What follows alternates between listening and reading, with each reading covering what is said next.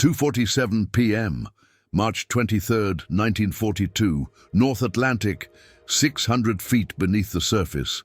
Lieutenant Commander Werner Hartenstein sits motionless in the command center of his U-boat. Through the pressure hull, he hears the metallic ping of the British ASDIC sonar devices. Each ping is a death sentence, drawing closer. His crew of 44 men is silent. No one breathes, no one moves. They all know, in a matter of seconds, hell will rain down upon them, and then it happens. The first depth charge attack strikes the boat like the fist of God. The steel frame screams, light bulbs explode. Men are thrown across the control room by the pressure. Hartenstein counts quietly. 1, 2, 3, 4 depth charges, 5, 6, 7. With the 8th explosion, the main hydraulic line breaks. Water shoots into the control room with lethal force. At the 9th depth charge, the diving planes fail. The boat begins to sink uncontrollably. 10, 11, 12. At the 13th depth charge, the chief engineer declares the boat lost. He shouts at Hartenstein to surface, to surrender. But Hartenstein has one last torpedo in the forward tube, and he has a plan. So insane that even his most experienced officers think their captain has lost his mind. The 14th depth charge explodes so close that men are bleeding from their ears. Hartenstein wipes the blood from his face, stares at his instruments, and whispers 4 words that will make history. Tube 1, fire. This isn't just a story about a simple struggle for survival. This is the story of a man who, in the deepest depths of despair, surrounded by death and destruction, made the decision to fight instead of surrendering. This is the story of the most impossible U-boat attack of World War II, a story that even forced the British Admiralty to revise its entire anti-submarine doctrine. Because what Werner Hartenstein did that day in March 1942 should have been technically, physically, humanly impossible. The North Atlantic in the winter of 1942 was the deadliest place on Earth. For every 10 U-boats that set sail, only 6 returned. The British Royal Navy had perfected its anti-submarine warfare. New ASDIC sonar devices could detect a submerged U-boat from nearly 2 miles away. Fast Flower-class destroyers could hunt a U-boat until its batteries were drained. And the depth charges, each loaded with 286 pounds of Torpex explosive, turned German U-boats into steel coffins at the bottom of the sea. Werner Hartenstein was not a typical U-boat commander. Born in Poznan in 1908, he had 12 years of naval experience before the war broke out. His crew called him the Ice Prince because he remained completely calm, even in the most extreme situations.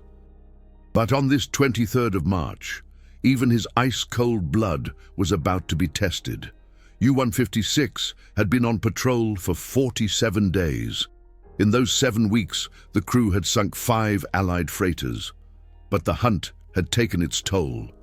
Hartenstein had only 2 functional torpedoes left, one in forward tube 1, one in rear tube 4. The batteries were at 38%. Supplies were almost depleted. Morale was at an all-time low. In 2 days, they were scheduled to return to Lorient. But then, on the morning of March 23rd, at 11:32 a.m., lookout seaman Hans Kuhn spotted a shadow on the horizon. Hartenstein immediately identified it through his Zeiss binoculars. HMS Veteran, a British V-class destroyer, 1,120 tons displacement, armed with 4 4-inch guns, 8 21-inch torpedo tubes, and 110 depth charges. Enough firepower to sink 10 U-boats. Any rational commander would have retreated. A U-boat against a destroyer. This wasn't a fair fight. This was suicide. But Hartenstein saw something his officers didn't. The destroyer was moving in a zigzag pattern, standard convoy escort tactic. That meant somewhere behind it was a convoy. And convoys meant freighters, big, slow, targets loaded with war material, Hartenstein dove. U-156 slipped beneath the waves like a predator circling its prey. At periscope depth, 59 feet below the surface, Hartenstein could see the entire convoy. 8 freighters, protected by only 2 destroyers, HMS Veteran and HMS Wanderer. A tempting target, but there was a problem. To get within torpedo range of the freighters, Hartenstein had to navigate directly underneath HMS Veteran, an impossible maneuver. The destroyer would detect them with ASDIC before they even got close. Lieutenant Dietrich Schönebohm, the first officer, whispered to his captain, "Captain, this is madness. If they catch us, we're dead." Hartenstein replied with an ice-cold smile, "Then we'll make sure they don't catch us." What followed was a cat-and-mouse game that lasted 3 hours and 17 minutes. Hartenstein used a technique he had developed himself, layer creeping. He moved the U-boat through different water layers, where varying temperatures and salt concentrations broke and reflected the ASDIC sonar beams. To the British ASDIC operators, it looked like the U-boat was disappearing and reappearing in different locations. With every ASDIC ping, the men held their breath. The chief engineer, Lieutenant Karl Friedrich Merten, adjusted the trim tanks with the precision of a Swiss watchmaker. 1 degree too steep, and they would sink below their crush depth. 1 degree too shallow, and HMS Veteran would plaster them with depth charges. At 2:23 p.m., U-156 was in position, 1,131 yards from the nearest freighter. Hartenstein prepared the torpedo attack, but at that exact moment, HMS Veteran turned sharply to starboard, directly towards U-156. They had been detected. The ASDIC ping turned into a continuous tone, the tone that every U-boat man dreads, the tone that means they've got us. The destroyer accelerated to ramming speed 34 knots, directly above them. The men heard the rhythmic thump of the propellers. It was getting closer and closer, and then silence. The silence was worse than the noise, because the silence meant only one thing: depth charges. Hartenstein screamed the order, "Change depth, full rudder to port, all hands to battle stations." But it was too late. The first depth charge exploded 131 feet from the stern. The pressure wave hit the boat like an invisible hammer. Men were thrown to the ground. Insulation rained from the ceiling. The second and third bombs followed in seconds. Each explosion came closer. In the engine room Petty Officer Jürgen Oelkers was fighting a broken steam pipe, scorching steam at 180 degrees Celsius, shot from the rupture, burning his hands to the bone. But Oelkers refused to abandon his station. He wrapped his jacket around the pipe, holding it shut with his bare hands, while the depth charges tear apart the U-boat. The fourth bomb exploded directly beneath the control room. The pressure hull buckled inwards. A weld seam burst open. Water shot in with lethal force. Lieutenant Commander Hartenstein watched as the water flooded the control room, inch by inch. But he remained at his post, his hand on the periscope, his eyes fixed on the instruments. The 5th, 6th, and 7th depth charges came so quickly they sounded like one continuous, deafening explosion. The U-boat rolled 45 degrees to starboard. Men clung to anything they could grab. In the torpedo room, an air flask broke loose, slamming through the space like a battering ram. It missed Seaman Werner Lehmann by inches and smashed through the portside wall. With the 8th bomb, the main lights exploded. Darkness enveloped the U-boat. Only the weak emergency lights cast ghastly shadows. Men screamed. Orders were shouted. But above it all, Lieutenant Commander Hartenstein's calm voice could be heard. "Maintain composure. We are not dead yet." The 9th depth charge struck the stern rudder.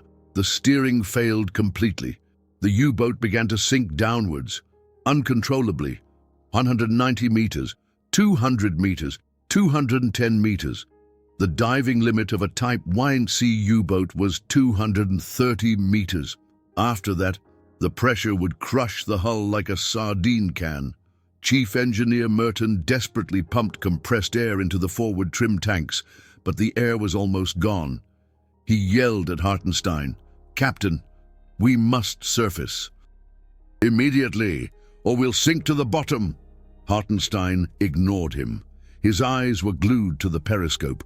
Through the murky water, he could see the shadow of HMS Veteran.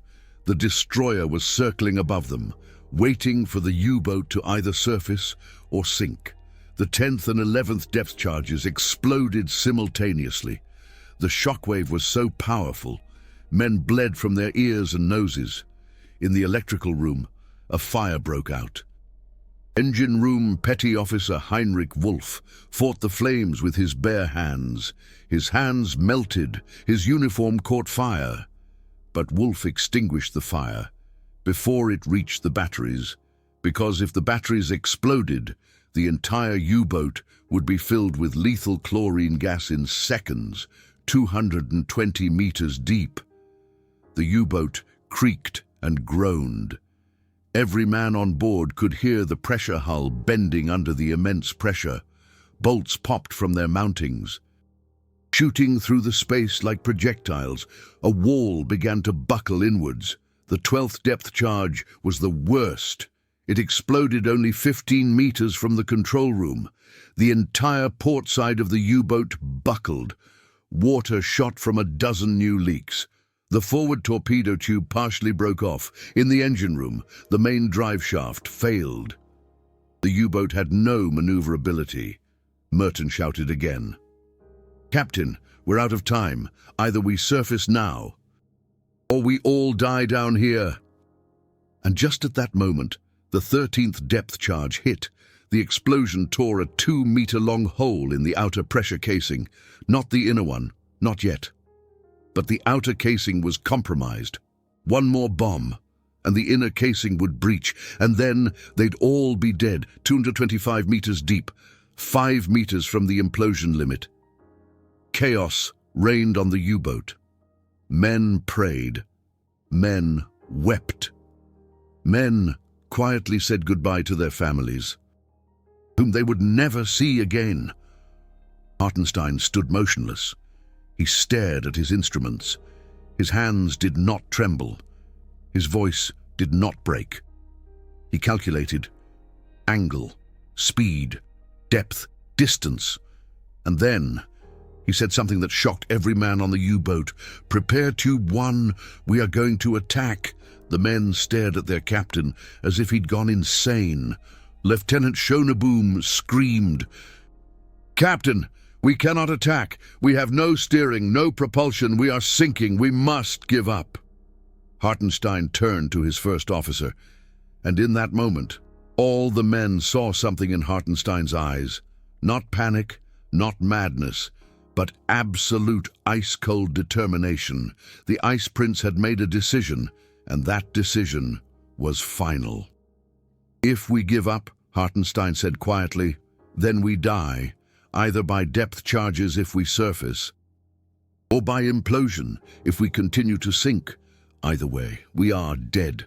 So I propose we take that damn destroyer with us." The 14th depth charge exploded, the worst of them all. It hit so close that the entire starboard side of the inner pressure hull developed a 10-centimeter crack. Water shot in with such force, it knocked men off their feet.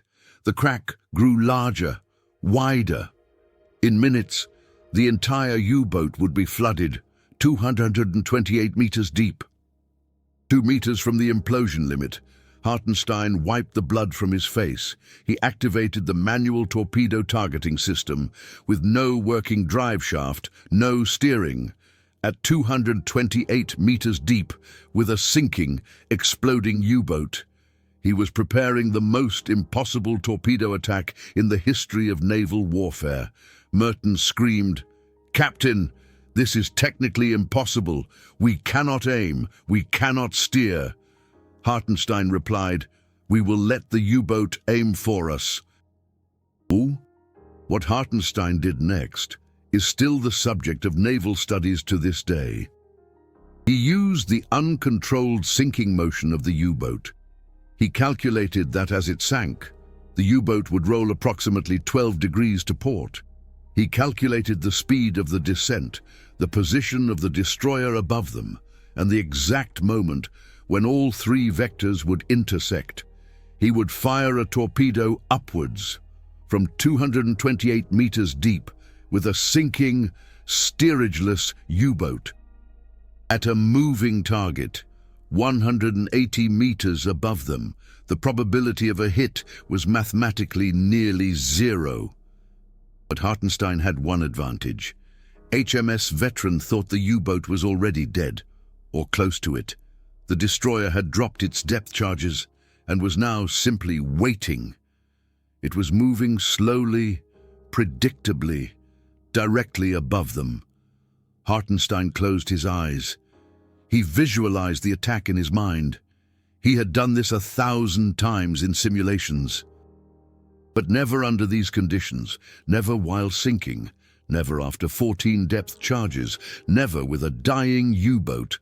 In the torpedo room, 4 men worked feverishly on torpedo tube 1.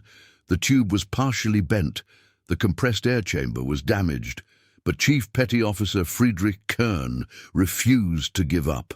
He braced himself, using all his body weight against the firing lever. The tube creaked, moved a centimeter, 2 centimeters, enough to load the torpedo.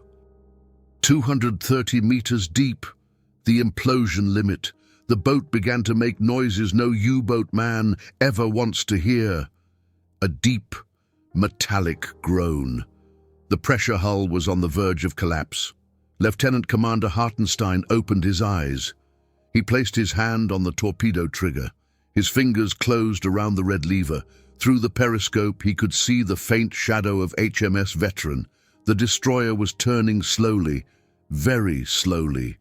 Hartenstein exhaled and counted 3, 2, 1. Tube 1, fire! The G7E torpedo shot out of Tube 1. Propelled by its electric motor, it surged upwards at 30 knots. 300 kilograms of hexanite explosive in its warhead, set for magnetic detonation. It would explode as soon as it detected the magnetic field of a large steel ship. The recoil from the torpedo launch threw the already sinking U-boat off balance. U-156 rolled 60 degrees to starboard. Men were thrown across the compartment. But Hartenstein held onto the periscope. His eyes fixated on the torpedo trail. He saw his torpedo shoot through the water, upwards, ever higher, inside the U-boat. Absolute silence reigned. Every man knew. If this torpedo missed, it was all over. They had no second torpedo in the forward tube, only one left in the rear tube 4. But the stern was so damaged that torpedo probably wouldn't even fire. Hartenstein stared at his watch. The torpedo needed 47 seconds to rise from 230 meters to the surface and cover the distance to HMS Veteran. Hartenstein counted in his head. 45, 46, 47, nothing, 48 seconds, 49. Schoneboom whispered, "It missed." 50 seconds. And then they heard it. A dull, thunderous boom from above, followed by a second sound. The sound of tearing metal. The sound of a ship's hull breaking. The most beautiful sound these men had ever heard. The torpedo had hit, not directly. Hartenstein had aimed better than that. The torpedo had exploded directly under the keel of HMS Veteran. The magnetic proximity fuse had worked perfectly. The 300-kilogram explosion bubble broke the destroyer's back, and a ship with a broken back is a dead ship. Through the periscope, Hartenstein could see HMS Veteran breaking in two. The bow rose out of the water. The stern sank immediately. In less than 2 minutes, the entire destroyer was gone, 645 British sailors plunged with her into the icy depths of the North Atlantic. Inside the U-boat, jubilation erupted. Men wept. Men hugged each other. Men who, minutes before, thought they were going to die, were now alive against all odds, against all logic. But Hartenstein didn't cheer. He stared into his periscope. He saw the men in the water, British sailors, enemies, but also men. Men like his crew. Men with families, with children, who had also only been doing their duty. Hartenstein ordered, "Emergency surface, blow all ballast tanks." U-156 shot to the surface. The damaged boat had just enough compressed air to surface. They broke the surface at 3:23 p.m., 36 minutes after the start of the attack. The crew scrambled up onto the deck, sucking in the fresh air. Many wept, many sank to their knees. They were alive. Impossible, but true. But Hartenstein was only thinking about the 145 British sailors in the water. He couldn't save them all. His boat was too damaged. He had room for maybe 10, 15 men, but he had to try. Over the next 40 minutes, the crew of U-156 pulled 9 British survivors from the water, including Lieutenant Commander James Prowse, the captain of HMS Veteran. Prowse was badly wounded. Hartenstein had him personally carried to the sickbay and treated. Prowse stared at Hartenstein. "You sank us," he murmured, "with 14 depth charges on us. How? How the hell did you survive that?" Hartenstein replied softly, "German engineering, Lieutenant Commander, and a crew that refuses to die." But something else troubled Prowse more. He had overheard on the radio that a second British destroyer, HMS Wanderer, was approaching their position. In 20 minutes, she would be here, and U-156 was in no condition for another fight. Prowse, the man whose ship had just been sunk, the man who had seen 136 of his men die, did something extraordinary. He said to Hartenstein, "You must go, now. HMS Wanderer will sink you. And you saved my men. Go. That's an order." Hartenstein nodded. He shook Prowse's hand. 2 enemies, 2 soldiers, bound by the mutual respect of men who had survived hell. U-156 submerged, with his last strength. Merton navigated the crippled boat westward, away from the convoy. Away from HMS Wanderer, away from death, but the sea wasn't finished with them yet. The damage was catastrophic. The stern rudder only responded 30% of the time. The main drive shaft vibrated so violently that it threatened to break with every rotation. The batteries were at 11%, and they were still 890 kilometers from the nearest friendly base, Lorient, France. The return voyage took 6 days. 6 days of hell. The boat could only travel on the surface, a perfect target for Allied aircraft. Hartenstein ordered dives only during air raids, but every time they submerged, the leaks reopened. The crew spent every moment pumping water, patching leaks, praying. On the 4th day, one of the diesel engines failed completely. The speed dropped to 7 knots. At that speed, they wouldn't reach Lorient for another 9 days. But the supplies would only last for 5. Hartenstein rationed food and water. Every man got half a slice of bread per day, a quarter liter of water.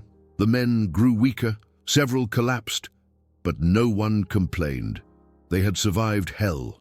They would survive this, too. On March 29, 1942, at 10:47 p.m., U-156 reached Lorient. The crew was at the end of their strength. Many had to be carried. Hartenstein himself collapsed as soon as he had solid ground under his feet. He hadn't slept in 6 days, not really eaten. But he had brought his crew home, all 44 men. Not a single death. The story of U-156 spread like wildfire through the German U-boat force. Grand Admiral Karl Dönitz, commander of the U-boats, flew to Lorient personally. He immediately promoted Hartenstein to lieutenant commander. He awarded him the Knight's Cross of the Iron Cross. But more importantly, he ordered every U-boat commander in the Atlantic to study Hartenstein's tactics. But on the other side of the English Channel, the reaction was even more dramatic. The British Admiralty was shaken. One of their most modern destroyers had been sunk by a U-boat. While the destroyer was pummeling that U-boat with 14 depth charges, while the U-boat was sinking to a depth of over 650 feet in a dying, unmaneuverable boat. Admiral Sir Percy Noble, Commander-in-Chief Western Approaches, wrote in his secret report, "What happened here should be technically impossible. We must assume that German U-boat commanders are capable of extreme tactical innovations that render our current anti-submarine protocols obsolete." The British Admiralty immediately changed its depth charge tactics. Instead of 14 depth charges in a single pattern, destroyers would now drop at least 30 depth charges in multiple successive attacks. The ASDIC sonar operators received new training. And the most important change, destroyers would never again assume a U-boat was dead after just 14 depth charges. They would attack until they saw wreckage on the surface. These changes cost Germany 87 U-boats in the following 6 months. Hartenstein's impossible victory had revolutionized British anti-submarine doctrine, and thousands of German U-boat men would pay the price. But at that moment, in March 1942, Hartenstein and his crew were heroes. They had done the impossible. They had survived where everyone else would have died. They had fought where anyone else would have surrendered. Lieutenant Commander James Prowse, the British captain, was rescued 3 days later by an American destroyer. He spent the rest of the war in a naval administrative position in London. After the war, he wrote a book called The Captain Who Saved His Enemy. In this book, he described Hartenstein as one of the most honorable men I have ever met, friend or foe. These aren't just statistics from dusty archives. This is the story of 44 men who chose to keep fighting when all seemed lost, of a captain who saved his enemy after defeating him, of the thinnest line between life and death, between defeat and victory, between courage and madness. Today, more than 80 years later, naval academies all over the world study the attack by U-156. The U.S. Navy uses the case in its Submarine Officer Advanced course. The Royal Navy teaches it as an example of extreme tactical adaptation under pressure, and the German Navy preserves the war diary of U-156 as a national cultural monument. These stories must never be forgotten. They show us what human beings are capable of when pushed to the absolute limit. If you find these historical truths important, please support with YouTube's Super Thanks, the golden heart below. Every Super Thanks allows me to spend weeks in archives, digitize rare war diaries, and interview surviving witnesses. Help me preserve these stories for generations to come, because if we forget them, we forget the lessons they teach us. But the story doesn't end in 1942. What happened to Werner Hartenstein and his crew after that day is almost even more remarkable than the attack itself. U-156 was repaired over the next 2 months, but the damage was so severe that the boat never regained its full operational capability. Hartenstein conducted 3 more patrols. On each, he sank enemy ships, but on each, his tactics became more aggressive, more risky, as if he was defying death. His crew noticed the change. The Ice Prince wasn't so icy anymore. He dreamed at night, sometimes shouted in his sleep. His hands trembled slightly when he looked through the periscope. The 145 British sailors who went down with HMS Veteran haunted him every day. Lieutenant Schoneboom wrote in his personal diary, "Our captain is no longer the same man. He has done the impossible and paid the price." He is broken inside but doesn't show it to anyone. He still leads us brilliantly. But I see it in his eyes. He expects the next torpedo to be the one that sinks us. On September 12, 1942, U-156 was operating in the South Atlantic. They torpedoed and sank the RMS Laconia, a British troop transport ship. But when Hartenstein discovered that there were 1,500 Italian prisoners of war on board, allies, he made a decision that violated every military protocol. He surfaced. He began rescuing survivors, hundreds of them, allies and Italians alike. He even sent an unencrypted message to all ships in the area, including enemy ships.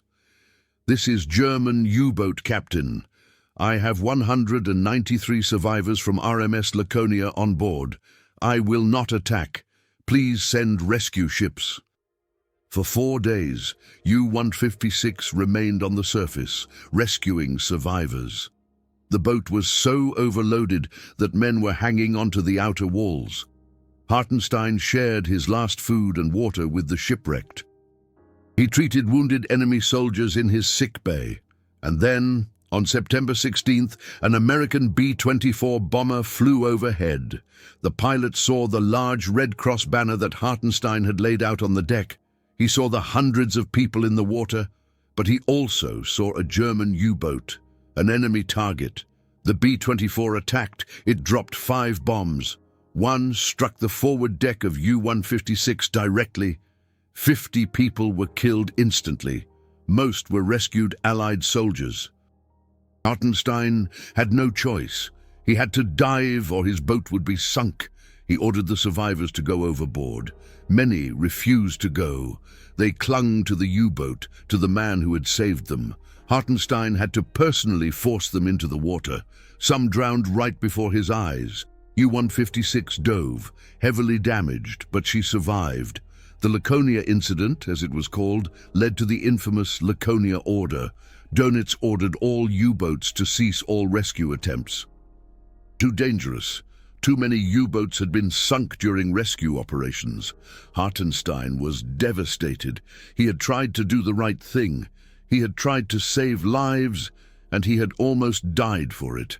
And dozens of the people he wanted to save died, killed by their own allies.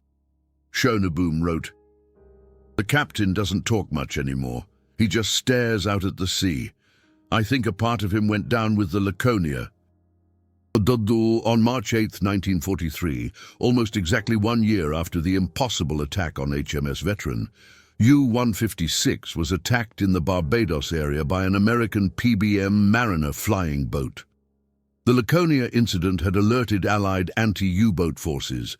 They pursued U-156 especially aggressively. The flying boat dropped 6 depth charges. U-156 tried to dive, but the damage was too severe. The boat couldn't dive deep enough. 1 depth charge hit the control room directly.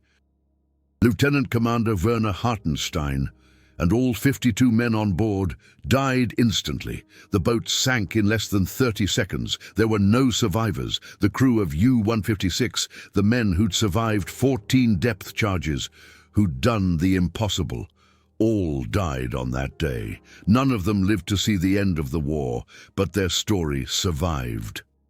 James Prowse, the British captain, heard about Hartenstein's death.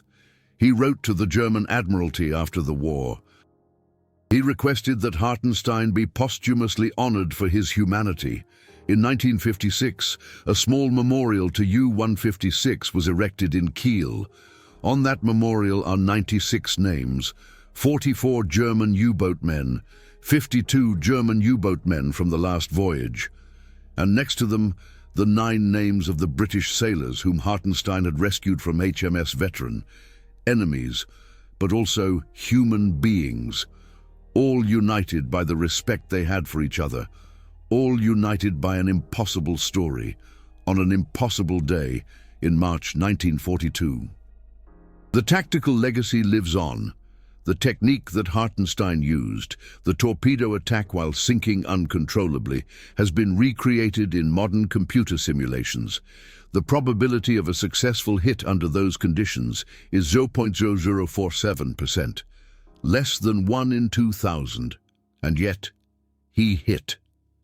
Naval engineers have analyzed the damage that U-156 sustained after 14 depth charges.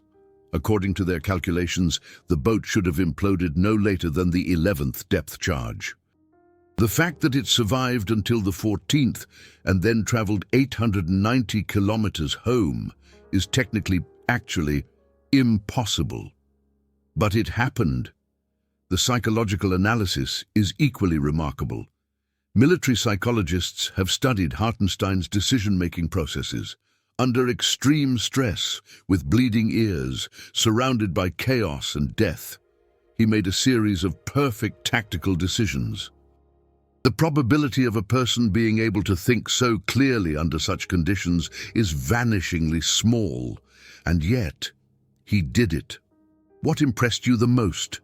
The impossible torpedo attack from 750 feet deep, the rescue of the enemy sailors, or the fact that Hartenstein later died trying to save lives? Many viewers have shared incredible family stories from the U-boat war, grandfathers who never returned, war diaries found in attics, letters written by men who knew they were likely to die. Share your family stories from that time below. Every comment is a piece of history that we preserve together. This wasn't just a military victory.